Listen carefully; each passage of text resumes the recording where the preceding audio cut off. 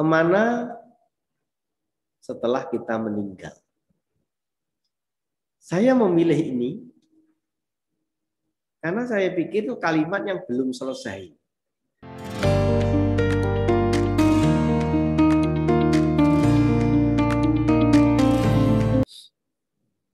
Jiwitang aniyatang maranang niyatang.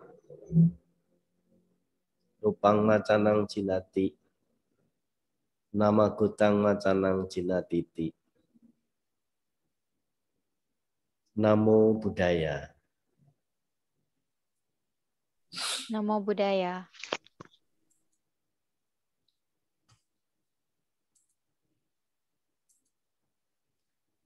Baiklah saudara-saudara Dharma sekalian. Hari ini kita bertemu melakukan bakti sama-sama melalui media virtual ini. Saya sudah lama mendengar aktivitas dari ADS. Cukup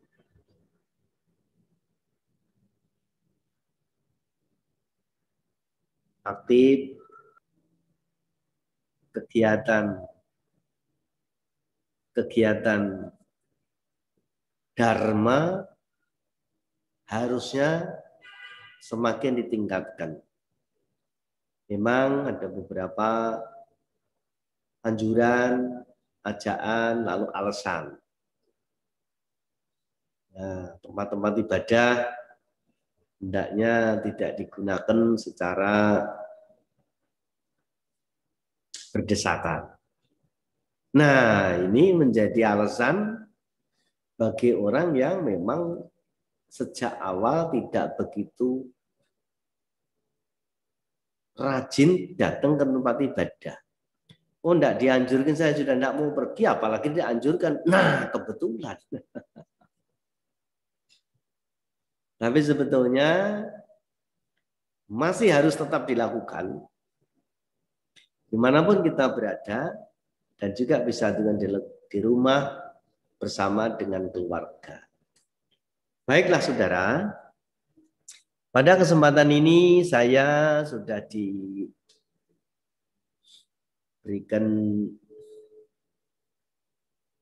pokok percakapan. Kita di sini akan berbincang-bincang Dharma. Dan pokok percakapan yang diberikan pada kesempatan ini adalah kemana setelah kita meninggal. Saya memilih ini karena saya pikir itu kalimat yang belum selesai. Maka perlu diselesaikan pada kesempatan ini. Jadi ketika diberikan ada beberapa pilihan. Pilih mana Bante, ini. Saya milih ini. Kenapa saya milih ini? Ini menarik. Karena menurut saya adalah kalimat yang belum selesai. Di mana belum selesainya? Dalam pengertian kalimat itu, menurut saya ya, dalam berbahasa Indonesia, kemana setelah meninggal? Apa yang belum selesai? Meninggal ini kata yang belum selesai. Meninggal itu baru kata tunggal, baru kata pokok, belum menjadi objek. Nah, jadi meninggalkan, ditinggalkan, nah itu kan baru menjadi kata kerja. Nah, kalau meninggal saja, udah, gitu kan? Nah, itulah menurut saya ini perlu diselesaikan. Baiklah, saudara-saudara sekalian. Mungkin yang dimaksud itu setelah meninggal dunia. Atau setelah meninggalkan rumah. Atau sudah dianggap mengerti meninggal tok gitu saja. Ini dianggap sudah maksudnya meninggal dunia. Karena sering mendapat kabar. Sudah dengar belum? Tentang apa? Itu loh. Hari ini meninggal. Nah, setelah dikonfirmasi masuknya itu meninggal dunia. Nah, padahal kan cuma meninggal begitu saja, ya belum jelas. Begitu meninggal dunia artinya mati. Nah, sekarang kalau mati juga harus dijelaskan. Mati setengah atau mati separuh atau mati seperempat, gitu kan? Karena ada yang mati setengah, namanya stroke. Pansui itu mati setengah, belum mati separuh. Ada yang mati seperempat, cuma tangannya tok, gitu kan? Nah, tangannya nggak bisa digerakkan atau kakinya, gitu. Nah, ternyata mati semuanya. Nah, itu baru meninggal, namanya meninggal dunia. Barangkali itu yang dimaksud konteksnya. Karena memang kita dalam percakapan ini merujuk pada 3 asas. Satu namanya tekstual, yang kedua namanya kontekstual, dan yang ketiga namanya situasional. Sang Buddha setiap menyampaikan pesan selalu berasaskan 3 otoritas ini. Satu namanya tekstual, yang kedua namanya kontekstual, dan yang ketiga namanya situasional. Apa maksudnya? Kalau tekstual saja itu belum selesai. Itu hanya bahasa baku buku yang kaku dan wagu. Itu kalau kita hanya berhenti pada bahasa teks, bahasa buku, belum bisa dipakai dalam kehidupan ini. Apalagi hidup bersama dengan orang lain. Hanya dengan bahasa buku, justru malah tidak bisa hidup. Karena kalau menurut bahasa buku yang kaku dan wagu, gitu kan, kurang titik 1 koma, 1 titik 1 koma itu salah. Tidak sama dengan dirinya musuh. Itulah bahasa buku. Maka belum cukup. Nah, untuk itu butuh yang kedua, namanya kontekstual. Konteks dengan siapa? Nah, berdasarkan ini untuk apa dan bagaimana? Baru kita bisa gunakan bersama-sama dengan orang lain dimanapun kita berada. Itu namanya kontekstual. Dan yang ketiga situasional. Situasional itu sangat berhubungan dengan situasi, keadaan, waktu pada saat itu. Nah, makanya itu yang membuat Sang Buddha itu misinya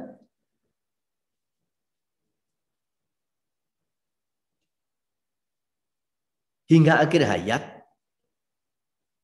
tidak menimbulkan sengketa, tidak menimbulkan ketegangan. Karena apapun yang disampaikan Sang Buddha selalu merujuk pada 3 hal. Tekstual, kontekstual, situasional. Nah, kalau tidak ada teksnya, hanya konteks dan situasi, nah itu bisa ngarang. Kalau hanya konteks-konteks saja, nah itu ya bisa pendapat sendiri. Kalau situasi, nah itu tidak bisa berlaku untuk di lain kesempatan. Nah, gitulah, saudara-saudara. Jadi mungkin yang dimaksud barangkali kemana setelah kita meninggal dunia. Menjadi menarik karena kata mati itu sebetulnya menakutkan. Banyak orang yang takut dengan satu kata namanya mati. Apalagi kalau orang yang patuh dengan ciong. Dengan kata mati itu wah, sangat menghindar. Apalagi kalau sudah waktunya ciong, wah tidak berani sama sekali berkunjung atau sangseng, maesong, melayat, meskipun itu sanak saudara. Jangankan orang biasa, Bante saja juga pernah dianjurkan begitu. Satu waktu ada kedukaan umat, dan umat yang cukup dekat dengan wihara. Saya tinggal di satu wihara. Begitu saya mau berangkat pergi ke rumah duka itu, ada orang yang memberitahu Bante, Bante, sebaiknya Bante tidak pergi ke rumah duka itu. Loh, memang kenapa? Bante tahun ini kan ciong, nah, gitu kan? Loh, kok dia kok ngerti? Bante ngerti Ciong lah, ngerti Wong Ciong itu teman saya bilang gitu kan. Ya saya tahu Ciong itu, makanya lah Bante sebenarnya tidak pergi. Nah, tapi bagaimana ya? Saya sebagai Bante, sebagai biku tinggal di wihara. Lalu orang yang meninggal itu adalah keluarga wihara. Dia meninggal mendadak, tidak sempat pesan apa-apa. Dan meninggal semuanya loh. Tidak mati separuh ini. Waktu itu anaknya masih kecil-kecil. Satu SD, satu belum SD. Ya memang Bante pergi ke sana tidak menghidupkan lagi orang mati. Tapi minimal kita menyemangati buat keluarga yang ditinggalkan. Itulah yang di kehadiran Bante di sana. Memberikan penghormatan, penghiburan, dan pembekalan. Jadi saya pikir perlu saya pergi ke rumah duka itu. Wah, tapi Bante itu jong sebetulnya. Tapi tidak ada pilihan lain ini. Nggak ada. Masa saya dengar jelas-jelas dengar, kemudian saya tidak pergi. Kok ya tega-teganya. Lalu di mana kebanteannya itu? Ya dah. Memang kadang-kadang juga ada Bante yang begitu. Kalau datang ke rumah duka itu sangat jaim. Nah, gitu. Tapi juga sangat geragas. Cari orderan, telepon sana telepon juga ada. Tapi ada yang betul-betul jaim, datang saja pakai perhitungan, dianggap tidak level kalau datang ke rumah duka itu. Nah, tapi tunggu nanti kalau mati sendiri ada yang datangnya atau enggak gitu. Gitu kan? Nah, akhirnya saya pergi. Tapi bapak itu juga baik hati Bante. Kalau memang Bante harus pergi, itu sebaiknya Bante pakai ciswa. Ciswa itu syarat. Baiklah Pak. Lalu ciswanya apa? Bante kalau memang harus pergi, sebaiknya Bante ke sana nanti menggigit jahe atau menggigit buah cengkeh. Gigit jahe Pak. Ya itu ciswanya Bante. Oh iya. Tapi begini Pak. Saya ke sana nanti kan akan membaca parita. Nah, kemudian kalau saya baca parita lalu gigit jahe, lalu bunyi paritanya kayak apa? Kan jadi begitu Pak. Wah, bapak itu akhirnya, wah, iya ya Bante. Tapi begini Bante, masih satu lagi. Ya saya tahu bapak itu maksudnya baik dan beliau sangat menguasai ilmu-ilmu itu. Kalau Jawanologi namanya primbon, sinologi namanya ya peci, tongju, kira-kira gitu. Nah, satu lagi Bante. Nanti kalau Bante harus ke sana dan baca parita, sebaiknya tidak melihat jenazahnya. Oh begitu ya Pak. Tapi nanti ke sana itu, ini waktu mau masuk peti ya anu Pak. Lalu bagaimana nanti kalau kita nggak lihat? Apa pakai dengung, ada ketutup mata begitu? Lah terserah lah Bante. Akhirnya ya terima kasih dengan Bapak yang memberikan informasi itu dengan niat yang sangat baik, bahkan tujuannya mulia. Saking cintanya kepada Bante. Ilmunya dituangkan semuanya. Tapi ini sekali lagi tekstual, kontekstual, dan butuh situasional. Saya dengan niat yang baik, tujuan saya baik, saya akan lakukan dengan baik-baik demi kebaikan. Masa kok tidak ada baiknya barang sedikit? Kok ya kebangetan toh ya? Dan ternyata saya pergi mengurus itu sampai dengan selesai, bahkan sampai ke pemakaman. Karena tidak ada biku lain. Akhirnya keluarga itu sampai sekarang juga masih ingat kebaikan yang terjadi pada waktu itu. Anaknya masih kecil-kecil, ditinggal suami mendadak. Nah, saya memang belum pernah punya anak sendiri, tapi bagaimana yang punya anak sebagai seorang ibu ditinggal suami? Kan kemana-mana pikirannya. Nah, Bapak Ibu Saudara sekalian, sekarang kita berbicara mati, sepakat saja mati. Tapi dalam bahasa Dhamma namanya marana. Jarang marana, jarang damuhi, jarang anatito, nah gitu kan. Jadi marana itu tidak mati. Nah sekarang kalau ditanya kemana setelah kematian, kalau kita berbicara itu, nah konteksnya dalam Dharma adalah teksnya ada dua, namanya karma dan punarbhawa. Karma ini hukum sebab akibat, punarbhawa ini adalah kelahiran kembali. Ini mungkin sudah dibahas berjuta kali oleh kaum Buddhis. Tapi di sini kita butuh penetrasi, penekanan dan pendalaman. Saudara sekalian, kita tidak cukup pada tekstual. Memang tekstual, kematian itu kita harus merujuk pada teksnya adalah karma dan punarbhawa. Punarbhawa artinya kelahiran kembali. Dan inilah yang menjadikan jawaban Sang Buddha itu memecahkan rahasia semesta, rahasia alam. Mungkin kalau zaman sekarang rahasia Tuhan. Kira-kira begitu. Tapi zaman itu Tuhan belum dikenal. Istilahnya lain zaman itu. Sekarang aja mungkin dikit-dikit Tuhan gitu kan. Apa-apa Tuhan. Saya kadang-kadang juga kasihan loh sama Tuhan itu. Kalau sukses enggak terima kasih. Kalau gagal Tuhan tidak disukai gitu kan. Nah, saudara sekalian, dengan karma, satu kata karma ini artinya hukum sebab akibat. Tok, titik. Tapi secara dharma ditelanjutkan bahwa sebab akibat meliputi sebab baik, sebab buruk. Sama hukumnya. Meskipun sekarang kata karma ini sudah memasyarakat. Di masyarakat, di medsos-medsos, dikit-dikit. Tidak Buddhis pun sekarang juga nyebut-nyebut karma.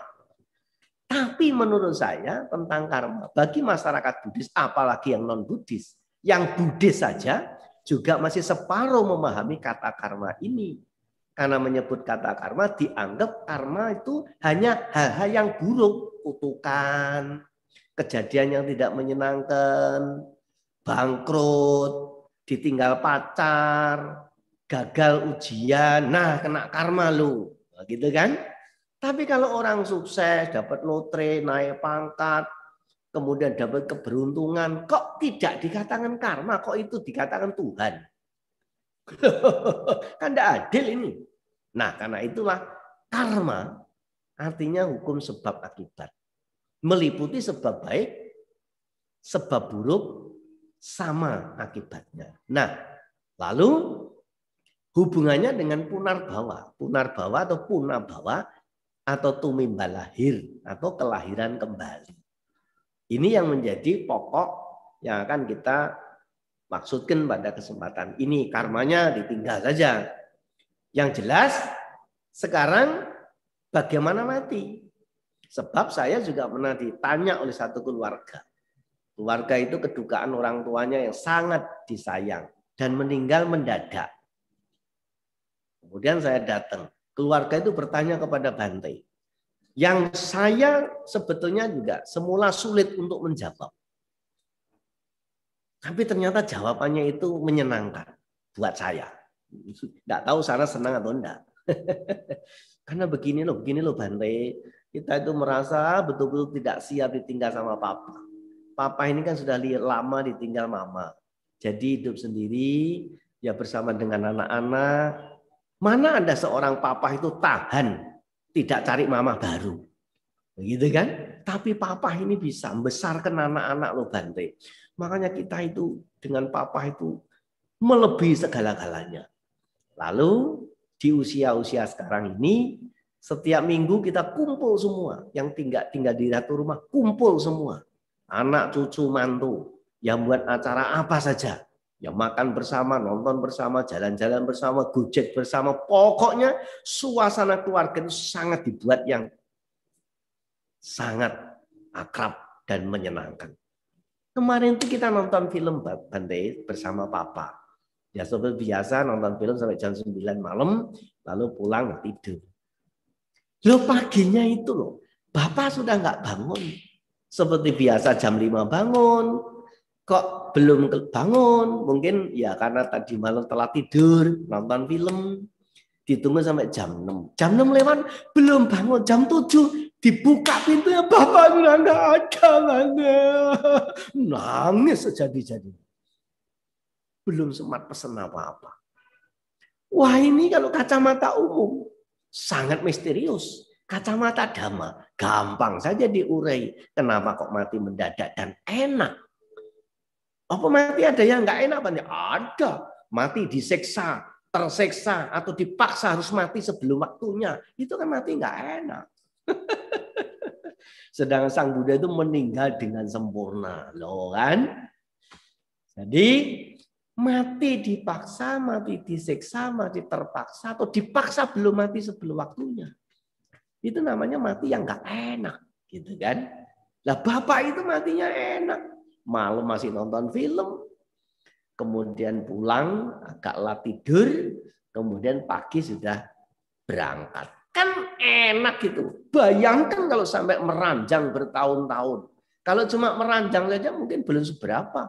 Sudah meranjang, ranjangnya di rumah sakit. Wah itu ada lagi penyakit yang paling tidak enak. Bukan hanya penyakit penyempitan pembuluh darah.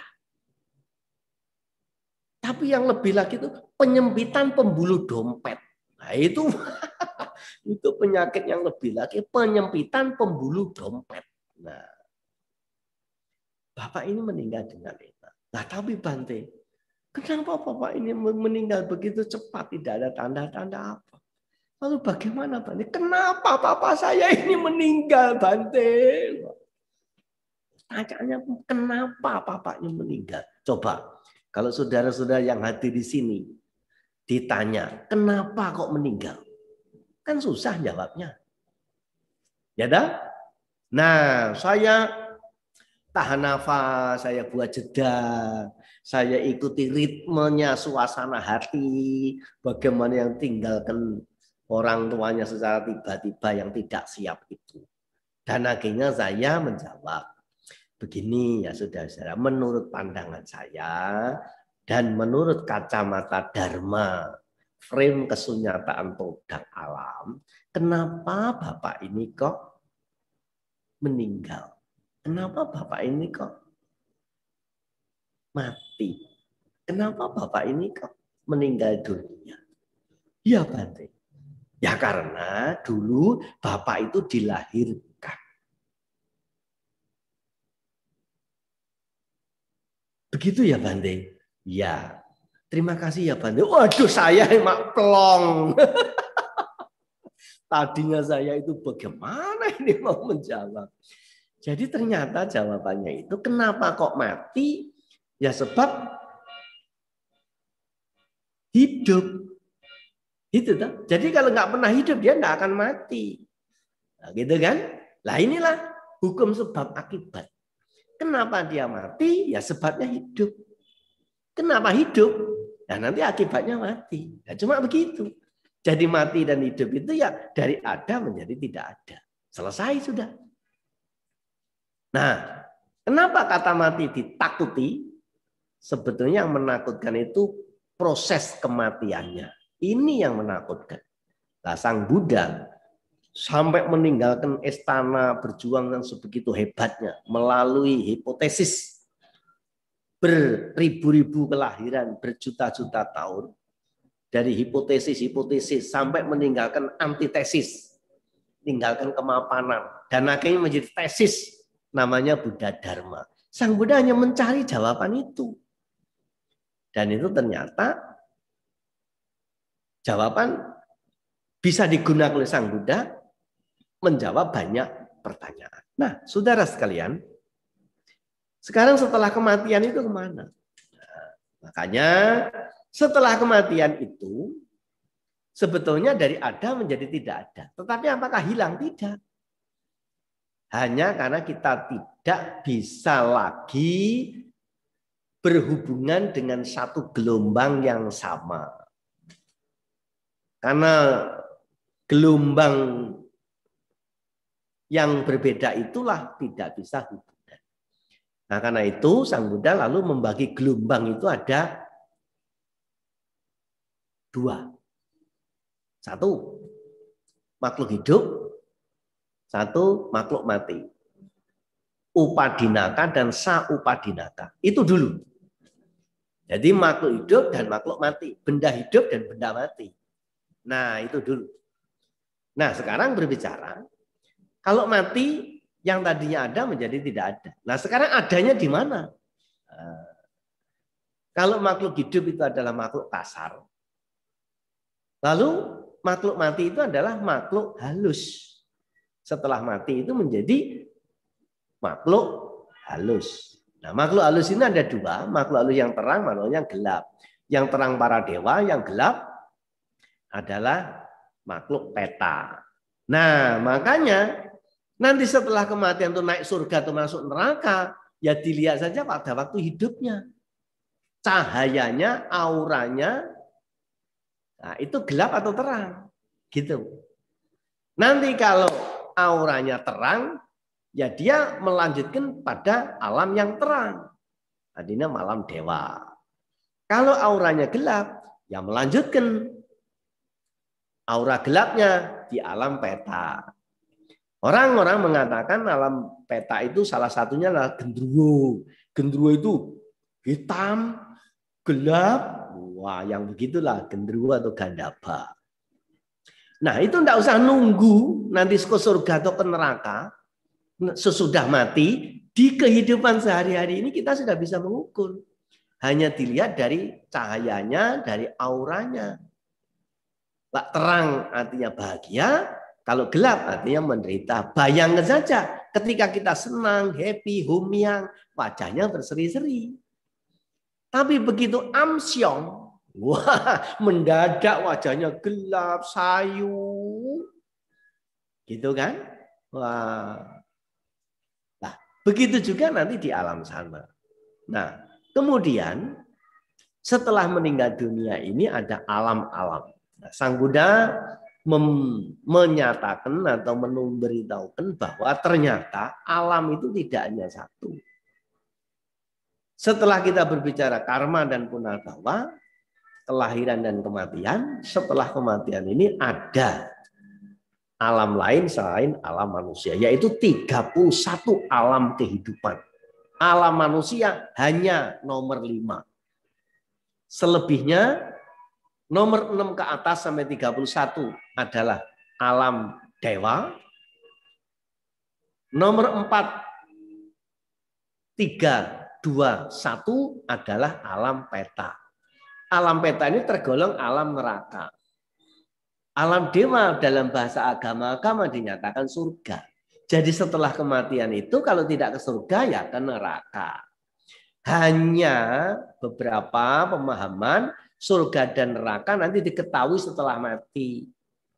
Tapi kenapa mereka itu hanya membicarakan indahnya surga kok nggak mau mati-mati? Kalau memang dia pengen ke surga, kenapa nggak mati-mati? Gitu kan? Nah, yang menjadi menarik, Sang Buddha menerangkan bahwa surga itu tidak hanya satu. Neraka itu lebih dari satu.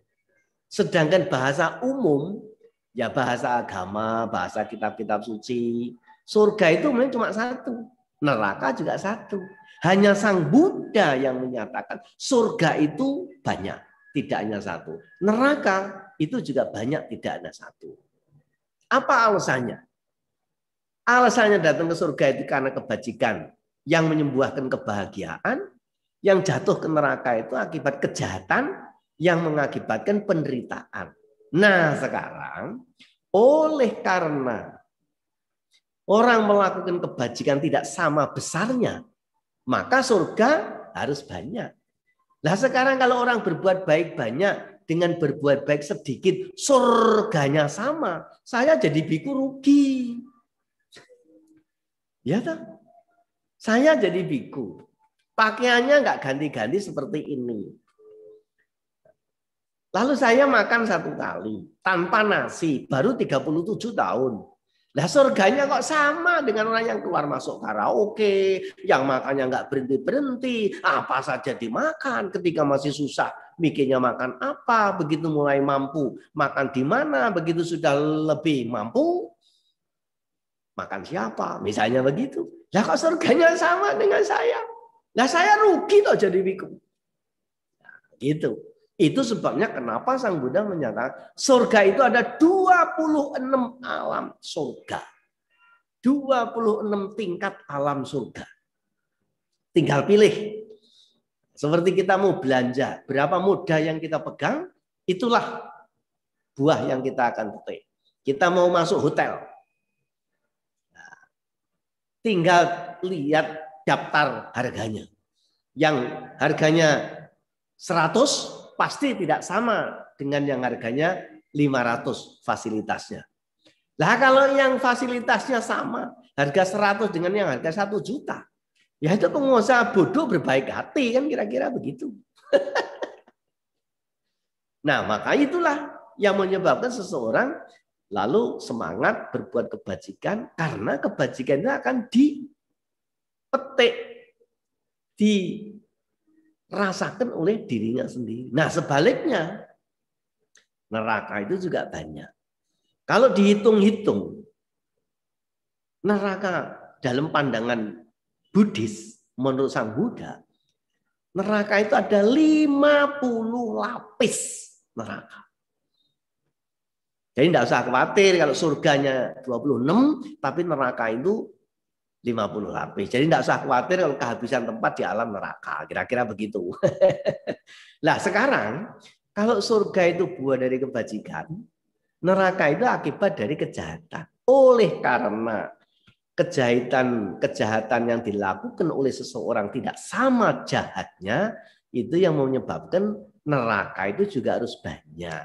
Lalu sekarang kalau bakar sampah, bakar baju bekas, kok nerakanya sama dengan yang bakar rumah penduduk, bakar kantor pemerintah, bakar rumah ibadah, kok nerakanya sama? Loh itu kan ya juru adilnya yang jelas tidak adil itu. Nah karena itu kalau mau gampangnya, kejahatan apa yang menyebabkan terlahir di 50 lapis alam neraka itu? Kalau saja dia melakukan kejahatan-kejahatan yang merugikan keluarga, masyarakat, bangsa dan negara, agama, alam semesta. Maka kalau dia melakukan kejahatan hanya merugikan keluarga, yang rugi kan cuma satu keluarga. Nerakanya masih enteng itu. Mungkin masih di pinggir gitulah kira-kira. Nah kalau merugikan masyarakat, lebih banyak lagi yang dirugikan. Lebih banyak lagi yang menanggung derita. Mesti harus lebih berat dong. Apalagi negara. Satu negeri tak pilih-pilih itu. Satu negeri kena dampak penderitaannya, ulah kejahatan itu. Ya harus lebih berat dong nerakanya. Masa kayak gitu nerakanya cuma enteng-enteng. Itu juru adilnya kebanyakan makan biap. Apalagi merusak alam semesta, merusak agama. Karena itulah pesan Dharma. Kalau engkau jadi orang miskin, jangan melawan orang kaya. Tahu dirilah sudah miskin, jangan melawan orang kaya. Jadi miskin orang yang baik, jujur, setia, ramah, tapi tidak remeh. Pasti disayangi sama orang kaya-kaya. Usah kaya, sudah miskin, ngeyel, menentang lagi. Males, makanya rakus. Nah, apanya ini? Udah miskin, bodoh, rakus, malas, ngeyelan. Nah, tapi pesan ini tidak cukup. Pesan kepada orang miskin, kalau engkau jadi orang miskin, jangan melawan orang kaya. Lalu pesan Sang Buddha kepada orang kaya, kalau engkau orang kaya, jadilah dermawan yang tidak melawan penguasa. Gitu kan? Ada orang kaya, tapi tidak dermawan. Sudah begitu, melawan penguasa. Gitu. Pasti dia tidak aman. Nah, pesan selanjutnya kalau engkau jadi penguasa, jangan merusak negara. Jangan merusak agama. Jangan merusak alam semesta. Kalau sebagai penguasa, lalu merusak negara, merusak agama, merusak alam semesta, habislah seluruh kehidupan ini. Itu pesan dari Dharma. Jadi kalau saya sering mengungkapkan dalam bentuk pengawalan khotbah atau kadang-kadang dalam bentuk doa bersama, saya tidak ngomong sendiri, itu dari Sang Buddha loh. Itu makanya umat Buddha itu ya meskipun miskin ya biasanya tidak mudah diprovokasi, tidak mudah dibakar-bakar, tidak mudah diajak demo gitu kan. Nah, karena memang dia sudah tahu orang pesan Sang Buddha, kalau jadi orang miskin jangan melawan orang kaya. Kalau jadi orang kaya, jadilah dermawan yang tidak melawan penguasa. Kalau jadi penguasa, jangan merusak negara, jangan merusak agama, jangan merusak alam semesta. Cari pemimpin yang model kayak gitu kan? Pasti sejahtera lah masyarakatnya, juga bangsa negaranya. Nah, saudara sekalian, jadi surga itu ada 26 tingkat, buah dari kebajikan. Neraka ada 50 lapis akibat dari kejahatan. Kejahatan apa ya tadi itu?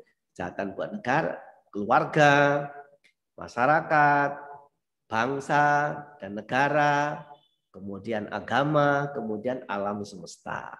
Nah, makanya bahasa teknisnya kalau itu guru-guru abhidhamma biasanya ngomongin itu ada alam di bawah alam manusia, ada alam hasura, alam peta, alam tiracana, lalu alam neraka. Kenapa 50 lapis? Alam hasura satu kapling. Satu klaster. Satu kapling itu alam hasura. Hasura itu adalah alamnya dewa mabuk. Dulu ketika masih hidup sebagai manusia, dia kaya raya. Tapi kekayaannya itu hanya dihabiskan untuk mabuk-mabukan. Dan model orang mabuk itu hanya satu macam. Ya pokoknya teler, ngiler, ya cuma itu. Makanya di alam sana, meskipun neraka, nerakanya juga hanya satu kapling dan satu klaster. Satu klaster, satu kapling. Yang kedua, di bawahnya adalah alam tiracana, itu alam hewan. Alam hewan ada 4 klaster. Dan klasternya itu apa? Ada hewan berkaki 2, hewan berkaki 4, hewan berkaki banyak, hewan tidak berkaki. Nah itu berapa kapling? Ya hitung saja. Hewan berkaki 2 itu berapa macam burung, berapa macam ayam, itu kan kapling-kaplingnya. Klasternya 1. Nah yang ketiga, di bawahnya lagi alam peta. Peta itu ada 37. Alam peta. Peta golongan 4, peta golongan 12, dan peta golongan 21. Nah, kenapa begitu ya? Kalau dia melakukan perusahaan-perusahaan tadi, makanya lebih rusak, lebih dalam. Nah, kemudian alam neraka ada 8. Jadi 8, 37, 4, dan 1. Total jenderal 50 alam neraka, gitu kan? Nah, alam surga ada 26. Ada surga yang kebahagiaannya berupa materi, itu buah dari dana dan sila. Pokoknya banyak dana, banyak sila, dijamin masuk surga. Gitu kalau sampean baca. Tadi minta sila kan apa? Imani pancasika padani silena sugating yanti. Silena, dengan sila menyebabkan lahir di alam suga atau surga. Silena sugating yanti. Suga saga bahasa Pali, swarga bahasa Sanskerta, surga bahasa kamus. Jadi yang menjadi jaminan lahir di alam surga itu silena. Jadi dengan dana ditambah sila. Karena kalau dananya baik, silanya belum tentu baik. Tapi kalau silanya baik, dananya pasti baik. Itulah yang menjadi jaminan dana dan sila lahir di alam surga. Ada 6 alam surga, buah dari dana dan sila. Kemudian nomor 13, ada lagi alam namanya Brahma. Ada 15 alam Brahma. Kalau ditambah meditasi mencapai jana 1, jana 2, jana 3. Sampai ke alam Abhasara. Alam Sudawasa. Ada 5, ada 4. Kemudian alam Asanya Sata, itu ada 4. Nah, jadi itu yang kita rujuk di dalam buku Parita, di sana ada namanya Patidana. Makhluk-makhluk yang mengembara di 1, 4, 5 gugusan. Itu yang dimaksud. Nah, saudara sekalian, sekarang kembali kepada kemana kita setelah meninggal dunia? Ya harus direncanakan dari sekarang. Itulah ilmu Buddha. Sang Buddha bisa merencanakan, memprogram, membuat setting, nanti setelah ini kemana. Itu hanya ilmu Buddha. Yang lain itu hanya meraba-raba, mengira-ira. Atau syukur ya untung-untungan. Tapi cara Sang Buddha dengan jelas. Mau lahir di alam apa? Mau lahir surga? Gampang. Dana, sila, samadhi. Mau neraka? Loba, dosa, moha. Gampang itu, cuma itu kok. Nah, jadi mau nanti pengen jadi kera, ya dari sekarang harus perilaku seperti kera. Nanti lahir langsung gitu. Pengen jadi dewa, ya dari sekarang harus memposisikan diri seperti kondisi di alam dewa. Nah, karena itulah kalau kita berbicara karma dan punarbawa itu kalau dibuat analogi secara akademik seperti jenjang sekolah. TK, SD, SMP, SMA sampai perguruan tinggi. 31 alam itu seperti itu. Nah, alam manusia nomor 5. Nah, jadi gampangnya kalau sekarang ini ada anak SMP, taruhlah namanya Cengli gitu, bukan Bu Cengli, ini Cengli saja gitu. Karena ada namanya Tan Bu Cengli dan ada namanya Tan Cengli, ini yang Tan Cengli. Sekarang ada Tan Cengli kelas 2 SMP. Nah, sekarang logikanya dari mana Tan Cengli kelas 2 SMP itu? Nah, tentu dulu sudah pernah ada Tan Cengli kelas 1 SMP, kelas 6 SD dan seterusnya. Kalau enggak, dari mana datangnya? Yang bikin siapa? Gitu kan? Nah, nanti selama di kelas 2 SMP ini Tan Cengli itu punya otoritas. Baik waktu dan usaha untuk mengumpulkan nilai. Karena nilai yang dikumpulkan nanti akan dipertanggungjawabkan pada akhir tahun ajaran. Begitu akhir tahun ajaran, nilai yang dikumpulkan sepanjang tahun oleh Tan Cengli tadi direkap. Kalau nilainya baik, dia naik kelas. Semakin baik, bahkan jadi bintang kelas. Tetapi kalau nilainya pas-pasan, dia mungkin tidak naik kelas. Namanya dongkol, kembali ke kelas 2. Kan disayang sama gurunya. Gitu kan? Tetapi kalau nilainya lebih buruk lagi, sampai banyak yang pakai lipstik. Merah. Berarti dia tidak mampu atau melakukan kejahatan di sekolah itu. Mungkin nakal, nyolong mangga, nyolong barang-barangnya temen. Gitu. Sering dapat laporan, anak ini setiap pulang dari sekolah kok nyolong mangga tetangga, gitu kan? Nah, berarti dia memang tidak mampu dalam sekolah itu, maka dia diturunkan kelas, namanya downgrade. Nah, jadi begitulah. Kita kelas 2 itu sama dengan Tan Cengli sedang berada di alam kehidupan sebagai alam manusia. Nanti di penghujung tahun, kalau dia baik, nilainya akan naik kelas menjadi kelas 2, kelas 3. Kalau tidak baik dia diturunkan kelas. Kalau mungkin biasa-biasa tidak naik kelas kembali ke alam manusia. Gampang kok sehingga begitu. Ini sistem. Jadi tidak tergantung pada siapa. Ada tidak ada. Itu adalah sistem.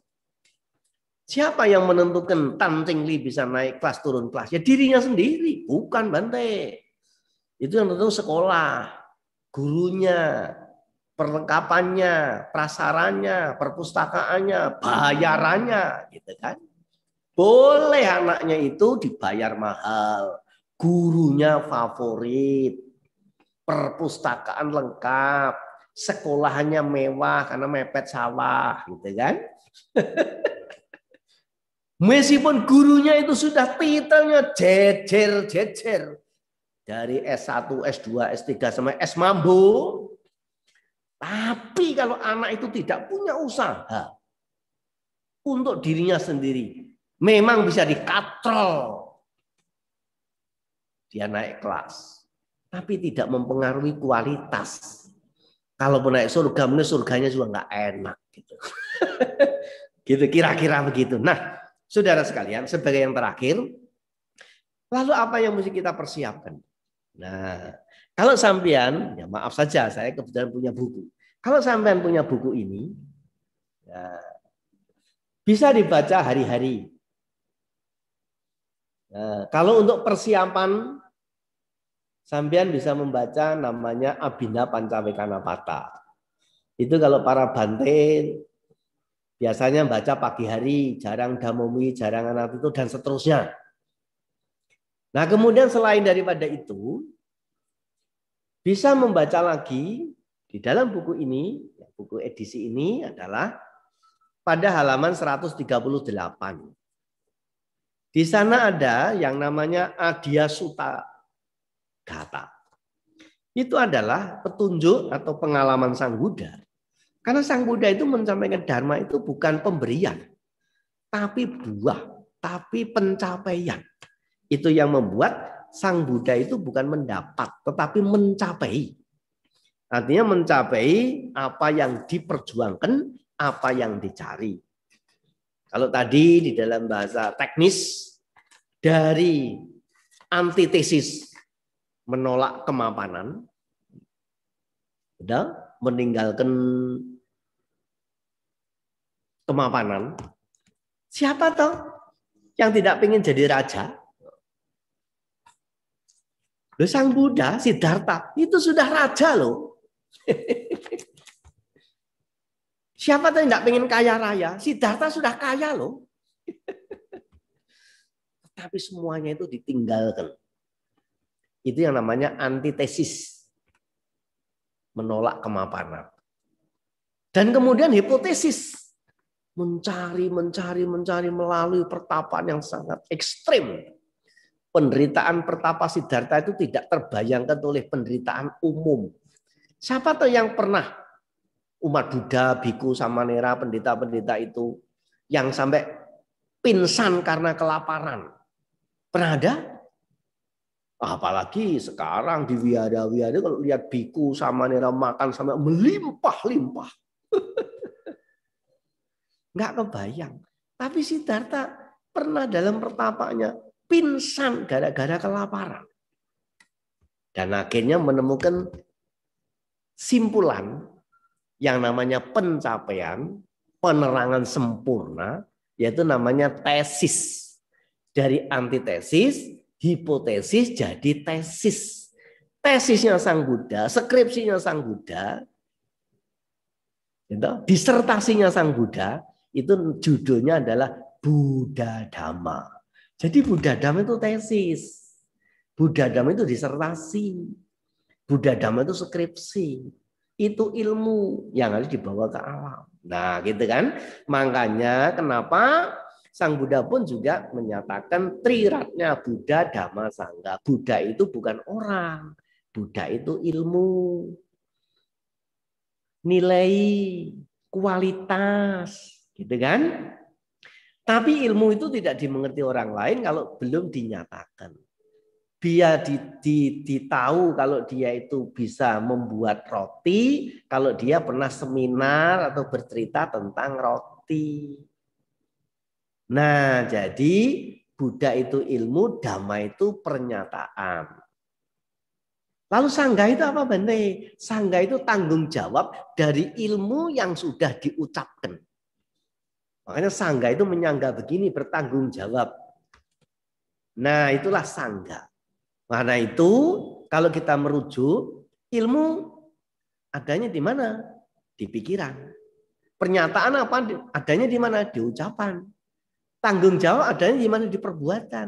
Jadi Buddha Dhamma Sangha itu adalah manifestasi dari pikiran, ucapan, dan perbuatan. Sehingga kalau kita berlindung kepada Triratna, sebetulnya berlindung pada pikiran, ucapan, dan perbuatan yang kita buat sendiri. Seseorang itu menjadi terpelajar atau kurang ajar, menjadi hina atau mulia, menjadi jutawan atau kerewan, itu sebenarnya dari apa yang dipikirkan, apa yang diucapkan, dan apa yang dilakukan.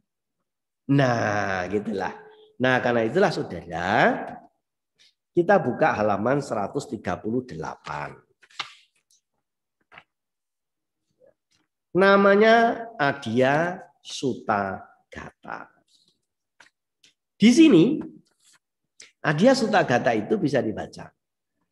Buta boga bata baca witina apadasume udaga dakina kina atau panca balikata upatita silawanto sanyata brahmacarino ya datang bugami jaya pandito garamawasang some atau anupato katang ananupatiang etang anu sarang maco arya dame titunaro idewanang pasang santi pecasage pamodati. Nah, lalu kita baca dalam bahasa terjemahannya. Telah kuperoleh harta kekayaan, telah kurawat orang-orang yang patut dirawat, telah kulenyapkan malapetaka, telah kuhaturkan persembahan yang terbaik, telah kusajikan 5 jenis sesajian, telah kusokong mereka yang merawat sila dan hidup luhur, apa yang menjadi tujuan seorang perumah tangga yang baik. Dalam mengharap harta telah kucapai, telah kulakukan tindakan yang tidak menimbulkan penyesalan. Mereka yang merenungkan hal ini akan teguh dalam ajaran para Arya. Di dunia ini para dewa dan manusia memujinya. Setelah kematian tiba, ia akan berbahagia di alam surga. Nah, inilah yang dijadikan bekal kelak nanti kalau sampai pada alam kematian. Bante, saya kan belum mencapai harta. Saya masih ngontrak loh Bante. Nah, orang mengira harta itu hanya materi. Orang yang kaya raya, orang yang laupan-laupan. Harta secara dharma itu ada 3. Harta materi, harta ilmu, harta kebajikan. Mungkin tidak cukup materi tapi pinter. Tidak cukup materi, tidak pinter, tapi cukup baik.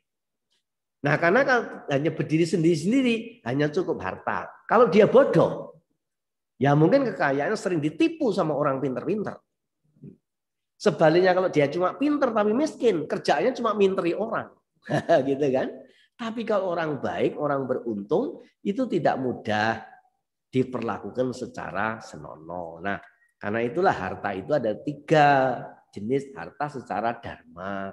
Harta materi, harta ilmu, harta kebajikan.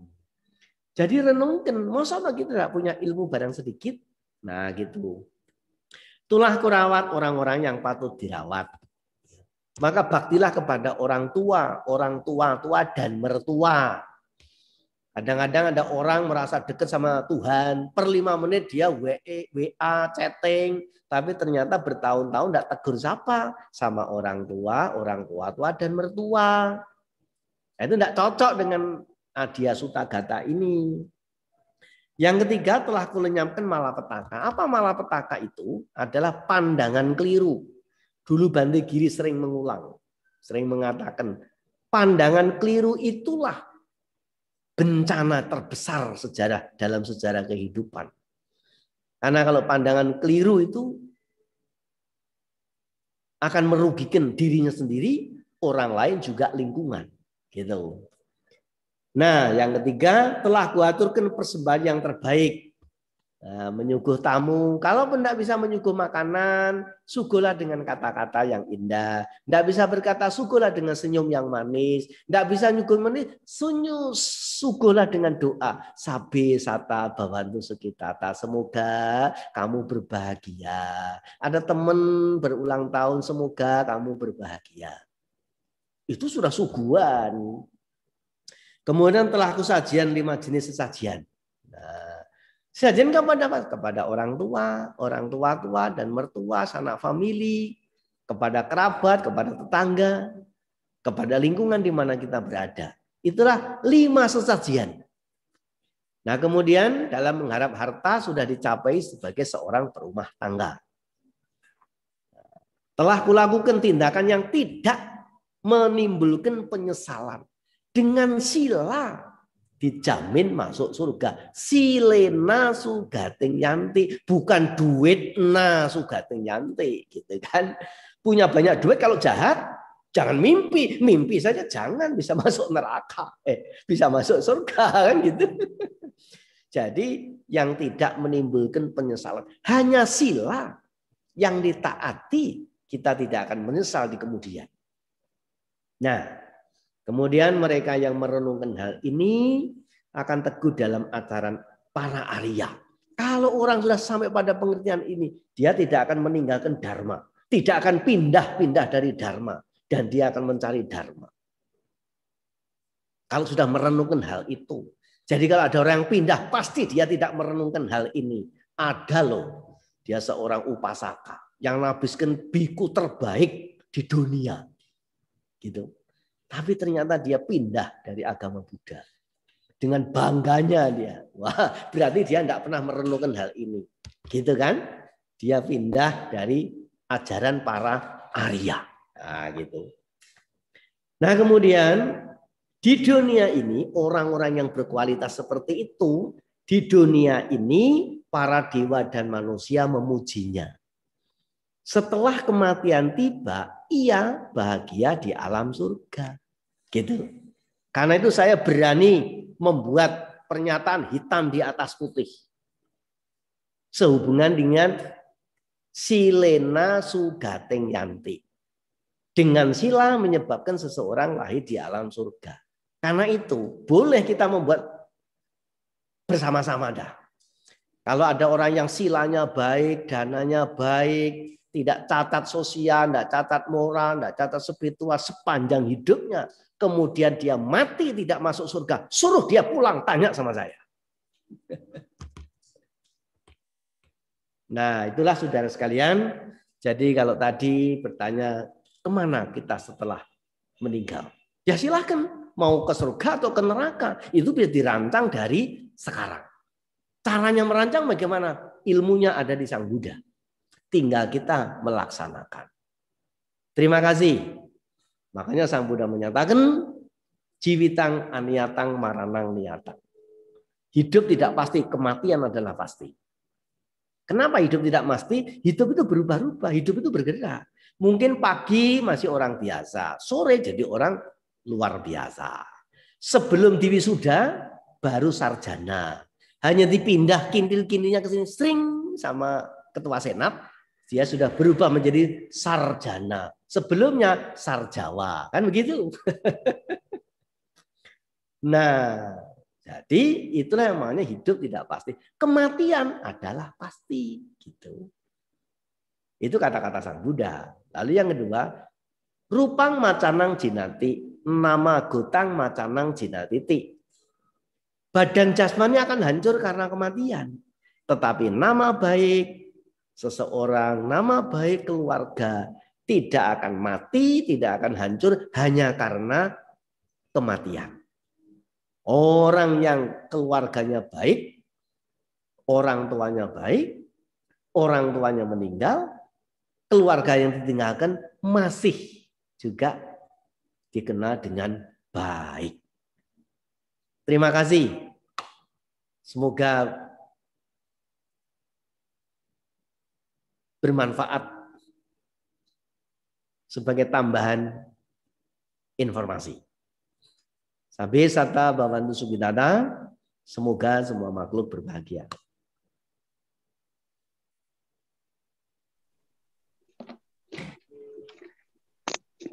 Terima kasih Bante atas Dhamma Desananya. Sekarang akan kita buka untuk sesi tanya jawabnya. Bagi saudara-saudari Dhamma yang memiliki pertanyaan dapat disampaikan melalui fitur raise hand di Zoom atau juga dapat melalui chat ke ADS Official, atau bagi teman-teman yang menonton via YouTube dapat disampaikan melalui kolom chat di YouTube chat. Sebelumnya Bante sudah ada 2 pertanyaan masuk di saya bacakan pertanyaannya. Ya. Bante, bagaimana cara membantu kakek yang sedang sakit dan tidak bisa bangkit dari tempat tidur untuk mengumpulkan karma baik? Apakah dengan sanak keluarga mewakili beliau melakukan kebaikan seperti berdana dan melepas hewan sudah cukup? Apakah sebaiknya kita sampaikan kepada si kakek ya? apakah kita perlu memberitahu beliau atas hal-hal yang telah kita lakukan untuk beliau? Terima kasih, Bante. Ya, itu cara Buddhis yang selalu dianjurkan. Kita membuat jasa kebajikan untuk yang bersangkutan. Nah, karena itu ini juga ada hubungannya dengan misalnya ada mendiang yang sudah meninggal, kemudian kasih mimpi pada keluarga. Nah, kemudian keluarga itu dapat mimpi kalau di sana susah makan, susah dapat pakaian, misalnya begitu. Biasanya ini dianjurkan oleh para juru anjur, suruh menyediakan makanan atau menyediakan pakaian, lalu pakaiannya dibakar. Selalu begitu. Nah, tapi cara Dharma tidak begitu. Memang dianjurkan suruh cari pakaian, hanya saja pakaian yang dicarikan itu tidak dibakar, tapi didanakan kepada orang lain atas nama mendiang. Nah, sekarang kita buat rekap. Mana keuntungan yang bisa didapat? Kalau beli pakaian kemudian dibakar, siapa yang mendapat keuntungan? Hanya penjual baju, penjual pakaian. Tapi kalau pakaian didanakan atas nama mendiang, siapa yang mendapat keuntungan? Satu, penjual baju. Dua, penerima baju. Ketiga, atas nama yang memberi baju. Maka atas nama siapa? Atas nama mendiang. Jangan dikira loh, meskipun hanya atas nama itu tidak penting. Memang ada orang yang skipper atau siapa ini. Apa arti sebuah nama? Oh, nama itu penting. Ada acara besar hanya gara-gara tidak sebut kepada yang terhormat, gitu saja dia saat itu juga dia berdiri meninggalkan forum kok. Jadi nama ini penting. Makanya kalau memberikan sesuatu atas nama siapa? Nah, gitu. Jadi pertama penjual baju, yang kedua yang menerima baju, yang ketiga atas nama baju. Dan yang keempat, masyarakat menilai kebaikan itu. Dan yang kelima, pelaku yang melakukan ini mendapat kebaikan. Jadi inilah cara Buddhis. Kalau kita hitung secara matematika, lebih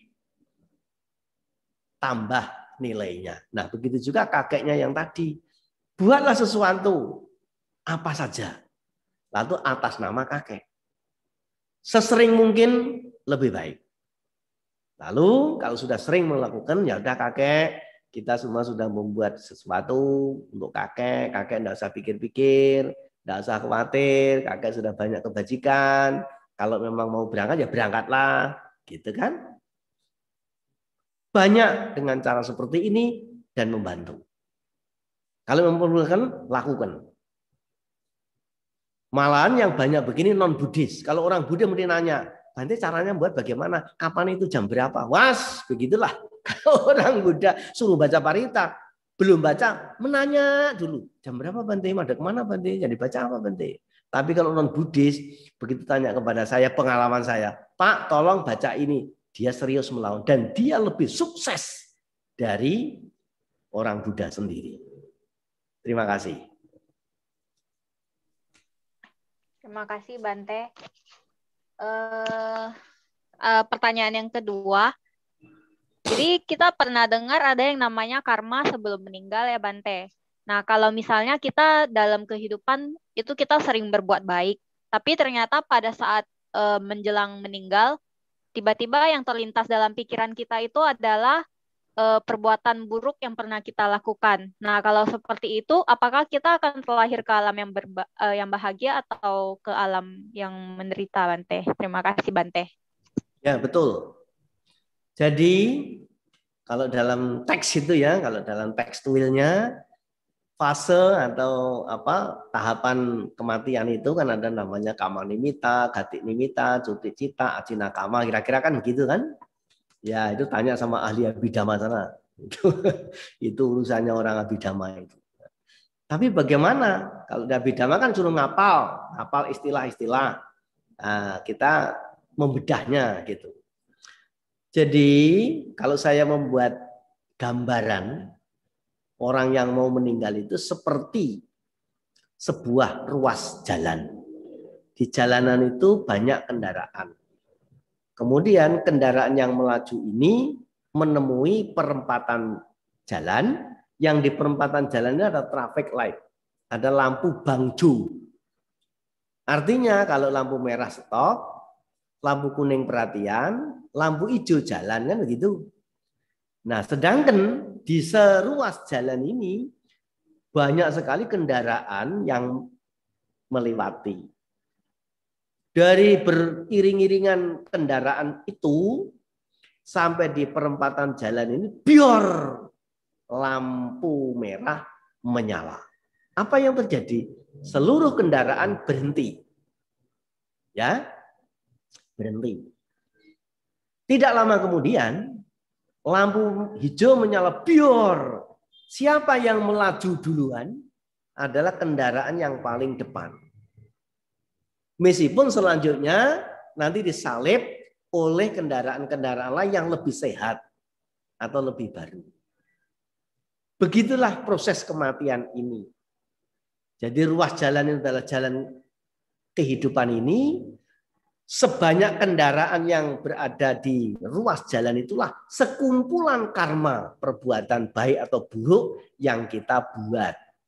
Begitu sampai di lampu stopan, semua proses itu berhenti. Nah, tetapi di kelahiran yang baru, begitu nyebrang di tempat yang baru, siapa yang nyebrang duluan? Ya yang paling depan, yang baik atau yang buruk. Itu makanya kenapa kalau orang sudah mendekati lalu dimintakan baca parita. Dengan dibacakan parita lalu tenang les, lalu berangkat. Jangan dikira loh Bante tidak sering nemui begitu. Ada orang yang nggak mati-mati. Lalu minta Bante bacakan parita. Bante ini semua sudah siap Bante kan. Nah, lalu Bante datang baca parita. Kalau dibacakan parita terus berangkat, Bantenya Jun. Tapi hati-hati itu Bante penyabut nyawa itu. Nah, gitu kira-kira. Tapi kalau tidak mati-mati, wah Bantenya itu enggak Jun ini, enggak Jun. Gitu. Tapi yang menjadi penting adalah kesan-kesan yang terakhir inilah yang akan menyeberang duluan di alam berikutnya. Nah, karena itu kemudian ada pesan lain dari Dharma, ada istilahnya, ada lahir gelap, hidup terang. Lahir terang, hidup gelap. Lahir gelap, hidup gelap. Lahir terang, hidup terang. Yang artinya apa? Kalau lahir gelap, hidup terang. Gitu kan? Ini sebetulnya dia itu punya banyak kebajikan. Tapi di akhir-akhir dia melakukan kesedihan. Tapi karena kesedihannya cuma hanya tempo singkat. Tidak besar, tidak banyak, dan hanya kecil. Memang dia lahir gelap. Tapi hidupnya terang karena kebajikan yang sudah dilakukan dalam waktu lama lebih besar dari kejahatannya. Atau orang memberi, sebelum memberi senang, sesudah memberi menyesal. Nah, itu nanti lahir gelap, hidup terang. Atau sebaliknya, dulu jahat, tapi di akhir-akhir dia baik. Ternyata kebaikannya itu mengantarkan perjalanan ke berikutnya. Maka dia baik sebentar, lalu gelap lagi. Makanya di kisah-kisah kata-kata, Dhammapada kata-kata ditemukan ada orang lahir jadi anjing. Tapi ada anjing lahir jadi dewa. Ada loh itu, baca itu. Di Dhammapada kata-kata gitu kan. Jadi ada orang mati lahir jadi anjing. Tapi ada anjing mati lahir di alam dewa. Ada itu. Ya. Makasih. Jadi begitu caranya fase-fase kematian. Ya kalau bisa kita rawat sepanjang jalan itu, jalannya yang terang, yang bersih, mobilnya juga yang sehat. Gitu, enggak ganti-ganti mobil gitu. Enggak mogok-mogok gitu. bensinnya juga harus bensin yang murni, jangan campuran, nanti jalan bisa campur dorong, gitu kan? Nah, murni itu artinya tulus. Kalau melakukan sesuatu dengan tulus, dengan totalitas, nah itu artinya murni. Dan semua yang murni itu artinya berkualitas. Bubuk murni, bagus. Emas murni, bagus. Tapi kalau emas murni, itu artinya kok murni, artinya Pak Murni, belum tentu bagus. Tapi kalau emas murni, logam mulia, artinya bagus. Tapi kalau Pak Murni, ya kadang-kadang bagus, kadang-kadang nggak bagus. Kira-kira begitulah. Ya, terima kasih. Terima kasih Bante. Sebelumnya, apakah ada yang ingin bertanya langsung?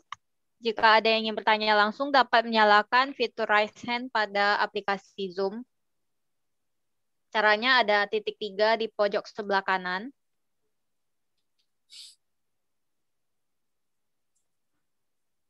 Lalu ajukan raise hand. Nah, gitu. Itu kan ada di sana ada nuding, ada jempol, ada anjali. Ya, betul. Nah, ini kan, ya Bante, saya mau tanya apa? Apakah ada yang ingin bertanya langsung? Tadi soalnya sepertinya kita ada kelewatan. Ada yang sempat raise hand tadi, tapi kemudian hilang raise hand-nya.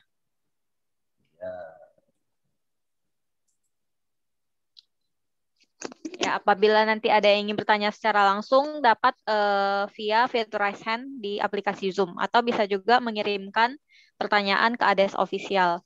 Sebelumnya, Bante, ada pertanyaan lagi. Kalau misalnya dari analogi Bante yang tadi kan kita seperti menyeberang jalan ya Bante. Jadi mana yang duluan itu yang nyebrang duluan. Tetapi kita tidak bisa mengingat kehidupan lampau kita Bante.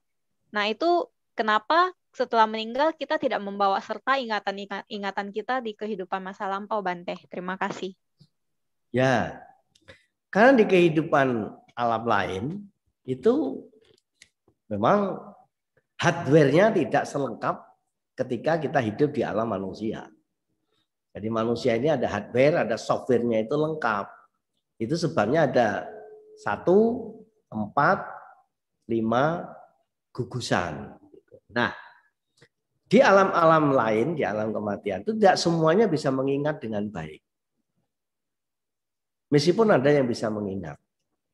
Saya sendiri sudah pernah mengalami mati. Jadi kira-kira umur 3 atau 4 tahun, saya mengalami kematian. Kira-kira 2 jam. 1 atau 2 jam. Gitu.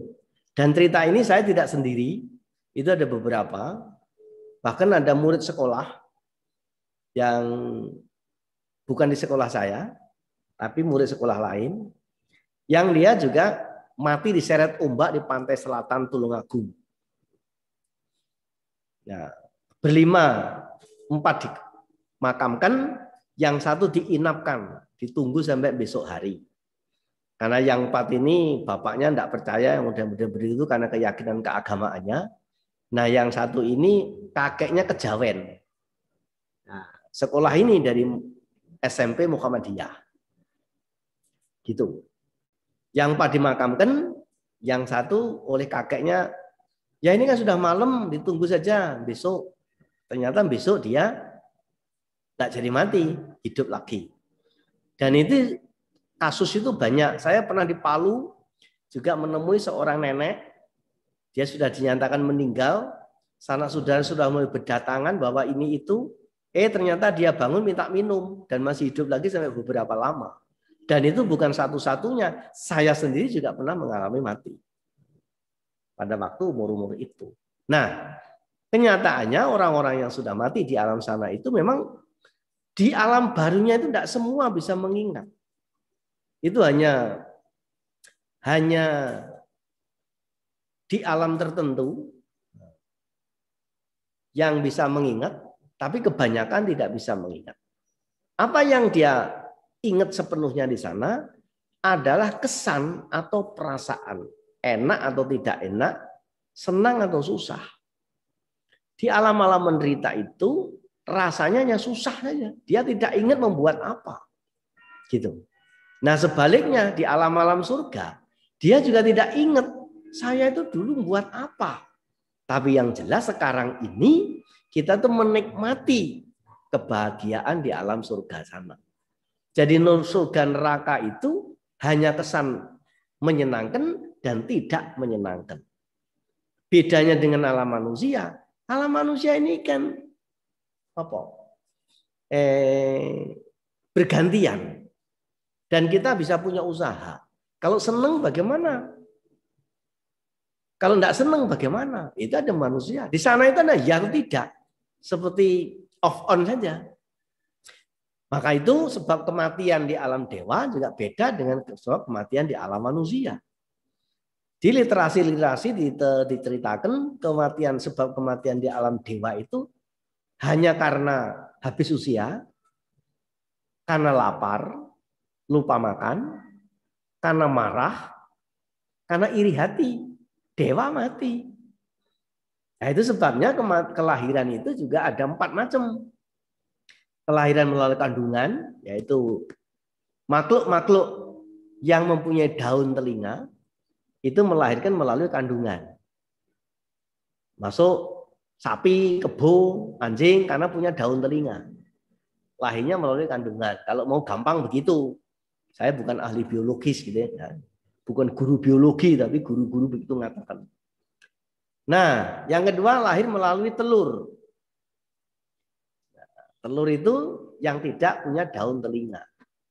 Makhluk-makhluk yang tanpa daun telinga kelahirannya melalui telur. Yang daun telinga itu pakai kandungan. Nah, makanya sekarang anak-anak itu kalau mau lahir WA dulu. Nah, karena punya telinga jadi bisa dengar gitu. Nah, yang ketiga, opapatika itu artinya spontan. Nah, spontan itu kayak makhluk-makhluk dewa. Makhluk-makhluk dewa itu spontan. Jadi tidak ada dewa mengandung, tidak ada. Dewa hamil tidak ada. Gitu. Tapi kalau menerima kelahiran baru, tiba-tiba di lingkungan itu bertambah. Seperti di satu alam, namanya alam Tawatingsa, surga 33. 33 itu dihuni oleh 33 dewa sebagai penghuni keluarga dari Dewa Saka. Nah, kenapa dikatakan 33? Karena 33 itu 8 menjaga 4 penjuru. 8 timur, barat, utara, selatan. Masing-masing penjara dihuni oleh 8 dewa ini. Nah, lalu kepalanya satu namanya Dewa Saka. Jadi kadang-kadang ini bisa kurang, bisa tambah. Kalau tambah, ya tambah tahu-tahu tambah. Kalau kurang, tahu-tahu hilang. Cuma begitu di alam sana. Nah ini ada kisah, kalau tidak salah, kisahnya itu namanya Dewi Rohini. Nah, Rohini ini adik kandung dari Bante Ananda. Dia sakit gatal di kulit-kulitnya. Tidak bisa diobati. Enzimnya itu sudah diberikan obat ke Singapura, kemana-mana, tidak sembuh-sembuh. Nah, kemudian ditanyakan kepada Sang Buddha. Jawab Sang Buddha, itu akibat karena buruk. Dulu bikin bawel, suka ngerusui orang, jadi giling-giling, jadi gatelan gitu. Nah, akibatnya sekarang gatelan itu. Lalu dia ditanyakan oleh Bante Ananda, lalu bagaimana Bante caranya membantu adik saya ini? Bisa suruh dia membuat jasa kebajikan. Nah, nanti kebajikannya itu akan berbuah di kemudian. Nah, karena dia keluarga Buddhis, maka berdana kepada Sang Buddha, berdana kepada Sangha, bangun kuti. Nah, menjelang hari peresmian, si Rohini yang sakit kulit itu terjun ke lapangan ikut membersihkan puing-puing di lingkungan agar nanti hari upacara itu sudah kelihatan rapih. Mungkin karena dia kerja berkeringat, kena matahari, kena vitamin D secara langsung. Tidak taunya koreng-koreng yang di kulitnya itu mengering dan rontok. Sehingga pada hari pelaksanaan upacara puja dana, dia sudah bersih dari noda-noda koreng kulitnya. Itu buah dari apa? Dari dana dan sila. Ternyata ini tidak hanya dinikmati di kehidupan ini, juga dinikmati kehidupan selanjutnya. Dan dia setelah kematian lahir di alam Dewa 33 ini. Lah yang menarik di alam barunya. Karena di alam Dewa itu punya sepakat. SOP-nya itu, kalau ada orang lahir di lingkungan, itu menjadi anggota. Nah, kalau lahir di pangkuan, kalau laki menjadi anak, kalau perempuan menjadi pasangan, gitu. Itu SOP-nya di sana. Gitu. Kalau nggak percaya tanya sendiri ke sana. Saya bacanya begitu, gitu kan? Lah yang menarik, rohini ini tidak lahir di lingkungan, tidak lahir di pangkuan, tapi lahir di perbatasan. Nah ini yang jadi kasus baru. Ini belum pernah ada kasus ini. Akhirnya dewa-dewa pun ribut merebutkan rohini yang aduhai itu, gitu kan? Wah, akhirnya dewa-dewa antar daerah ini rebutan di perbatasan. Sampai kepala dewa yang namanya Dewa Saka turun. Ada apa ini? Lulu ini kok ribut kayak gini? Ini ada kejadian begini loh. Kan sudah jelas peraturannya. Tapi ini tidak ada di SOP. Peraturannya tidak ada ini. Nah. Lalu kepala tanya, lah sekarang begini saja. Kalau dia lahir di perbatasan, ketika muncul itu dia menghadap kemana, itulah yang menjadi haknya. Tapi begini kepala, ini ketika dia muncul itu menghadap ke barat. Nah berarti kan punyanya barat. Betul, yang timur ngomong. Betul dia menghadap ke barat. Tetapi ketika muncul sebelum menghadap ke barat, lebih dulu menghadap ke timur. Akhirnya jadi rebutan. Nah akhirnya kepala begini saja lah.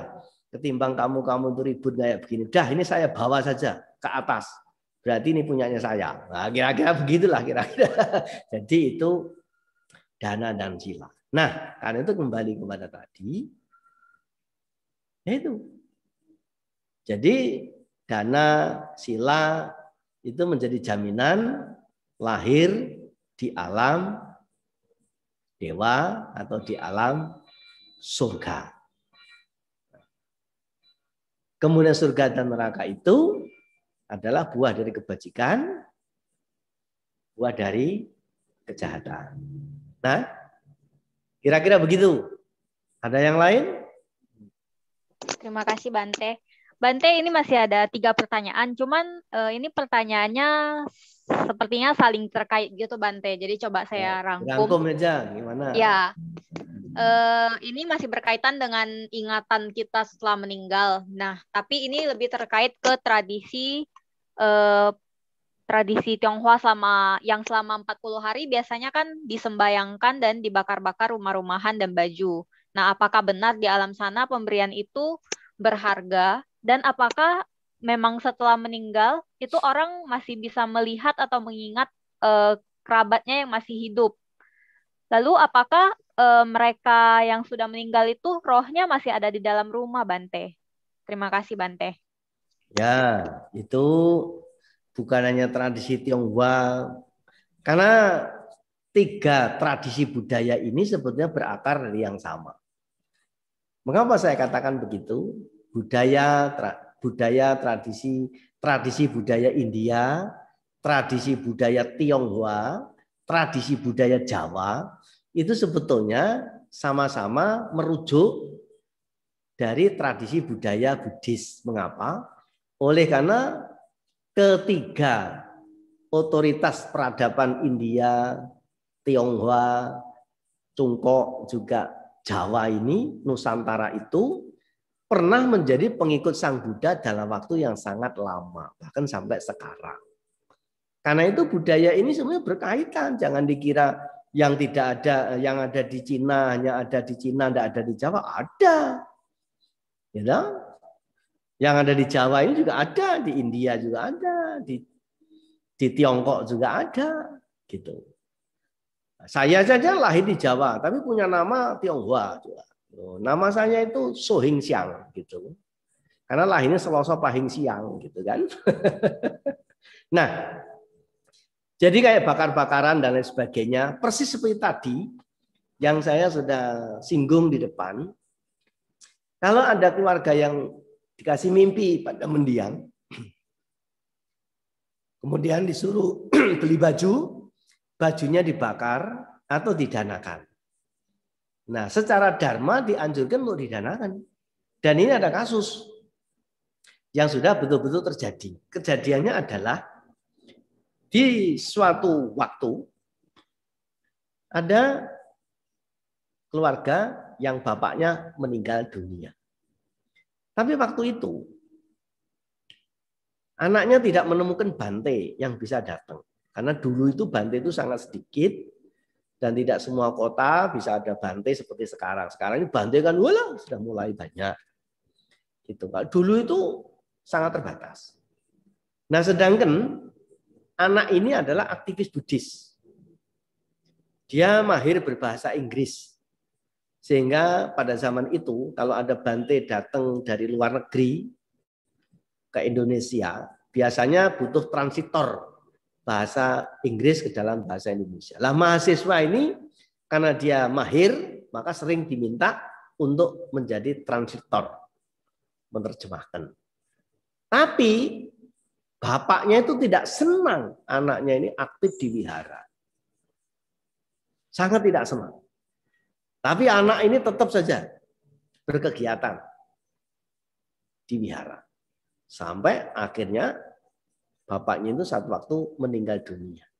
Nah, pada waktu bapaknya meninggal dunia itu tidak ketemu, tidak ada bante yang bisa hadir di hari kedukaan itu.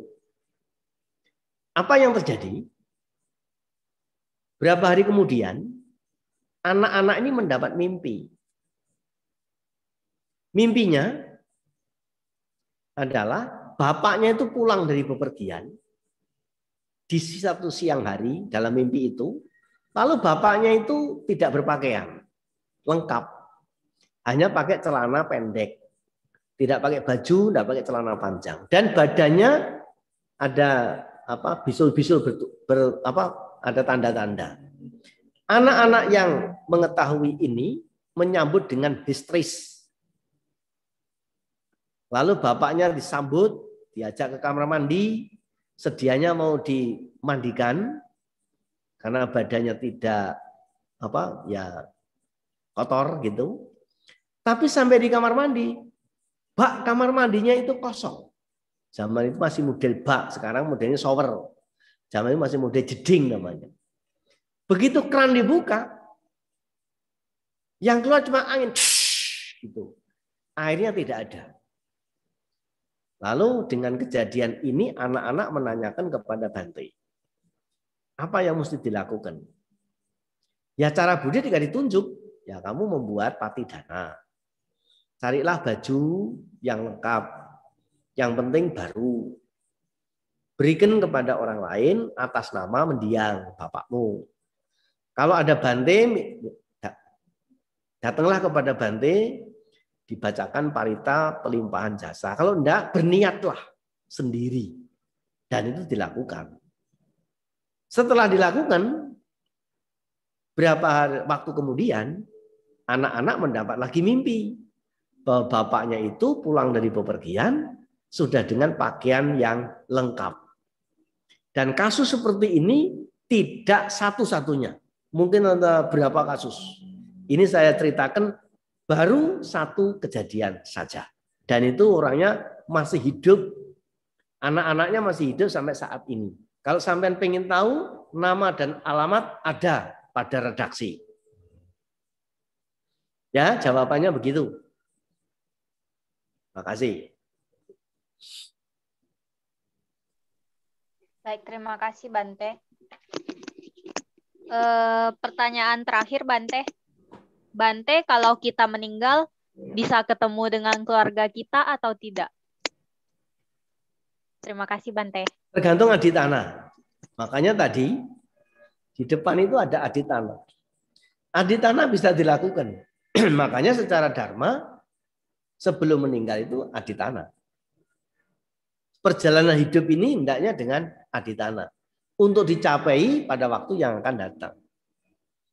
Aditana itu bahasa dhamma. Bahasa kebatinan namanya niat ingsun. Bahasa Arab namanya nawaitu. Bahasa motivator namanya mindset. Jadi mau lahir jadi apa di mana, itu dipikir dari sekarang, direncanakan dari sekarang. Bisa. Karena itulah di dalam kisah-kisah kata-kata, di dalam suta-suta, ditemukan pasangan suami istri. Kalau tidak salah namanya Nakula Mata dan Nakula Pita. Ketika ketemu Sang Buddha menyambut pasangan suami istri ini, Nakula Mata dan Nakula Pita ini. Lalu Sang Buddha menjelaskan, menerangkan kepada Bante Ananda, juga kepada Bante yang lain, bahwa Sang Buddha kenal dengan pasangan ini sejak kelahiran lampau. Bahkan pasangan yang sama ini, Nakula Mata dan Nakula Pita itu pernah melahirkan bodhisattva sebagai manusia saja sebanyak 500 kali kelahiran. Di pasangan yang sama, anak yang sama. Sedangkan bodhisattva itu lahir beribu-ribu kali. Tidak hanya jadi manusia saja. Kadang-kadang jadi dewa, kadang-kadang jadi hewan. Pernah jadi gajah, pernah jadi burung puyuh. Pernah jadi rusa. Lahir sebagai manusia saja, itu 500 kali. Di rahim yang sama, pasangan suami istri yang sama. Apa tidak hebat itu? Dan itu yang tahu hanya Sang Buddha. Nah, kita tahunya dari membaca. Nah, jadi kalau setelah kematian nanti menginginkan menjadi apa, di mana, dan bagaimana, itu harus diprogram dari sekarang. Kalau pengen jadi dewa, ya dari sekarang harus berperilaku seperti dewa. Seperti tadi Tan Cheng Li karena pengen jadi kelas 3, maka meskipun dia di kelas 2, dia sudah menyiapkan diri menggarap pekerjaan-pekerjaan untuk syarat menjadi kelas 3. Itu jelas sekali secara analogi, secara akademik, atau secara spiritual keagamaan. Nah, itu yang mesti dilakukan sebagai persiapan nanti di kemudian setelah kematian ini mau lahir di mana. Sebagai yang terakhir, saya pernah ketemu aduan atau cerita dari sebuah keluarga. Keluarga ini tidak Buddhis. Nah, tapi kakaknya itu kebatinan Belanda. Namanya Theosophy. Saya mesti tidak ngerti, ini tidak apa-apa, saya cerita aja. Siapa tahu yang dengar ini ada yang ngerti. Jenenge namanya Theosophy. Theosophy itu kebatinan kaum Belanda. Tapi pengikutnya, anggotanya juga ningrat Jawa, bangsaan Jawa, mahasiswa Jawa, Bali ada. Namanya Theosophy. Nah, orang ini, bapak ini, dia pengikut Theosophy. Tapi keluarganya bukan Buddhis, bukan Theosophy. Dia sendiri tidak menikah. Dia tinggal bersama adiknya yang sudah berkeluarga. Dia sendiri pegawai sebuah kantor bank zaman itu. Lalu kalau dia di lingkungan teman-teman, selalu ngomong begini. Saya nanti kelahiran yang akan datang, saya pengen lahir di dunia barat. Dia selalu mengatakan begitu. Nah, ketika ngomong sama teman-teman, ya teman-temannya ya sementara ada yang setuju, ada yang nggak setuju, kadang-kadang ya ada yang ini kok orang ngaco, ya kira-kira begitu. Tapi karena sering ngomong dan dia menjadi cita-cita, kalau meninggal pengen lahir di dunia barat. Kemudian dia menegaskan kepada teman-teman, lihat saja, nanti kalau saya meninggal dunia, dalam posisi duduk bersila seperti meditasi, dan wajah saya menghadap ke barat, berarti saya lahir di dunia barat. Dia mengatakan begitu. Ternyata kejadiannya adalah satu waktu betul-betul dia meninggal dunia. Karena dia tinggal sama adiknya, lalu di loteng di kamar atas. Biasanya 6:30 sopir kantor sudah menjemput dia. Jam 7 dia turun dari kantor, kemudian berangkat kerja. Kali ini sampai lewat jam 7, dia belum turun dari kamarnya. Sampai akhirnya pintu dibuka paksa. Dan ketika dibuka paksa, kedapatan di dalam kamar itu, bapak itu, kakaknya itu sedang duduk bersila menghadap ke barat. Dan dia sudah meninggal dunia. Berarti apa yang dia ceritakan dengan kawan-kawan selama ini ada benernya. Karena dia pernah pesan, nanti kalau saya mati, posisi duduk bersila dan wajah menghadap ke barat, berarti cita-cita saya itu tercapai. Nah, benar atau enggak benar ya tanya sama mendiang itu. Nah, gitu kan. Tapi ini kisah yang saya dapatkan dari satu keluarga yang ditinggal oleh kakaknya. Yang dia beda agama dengan adiknya.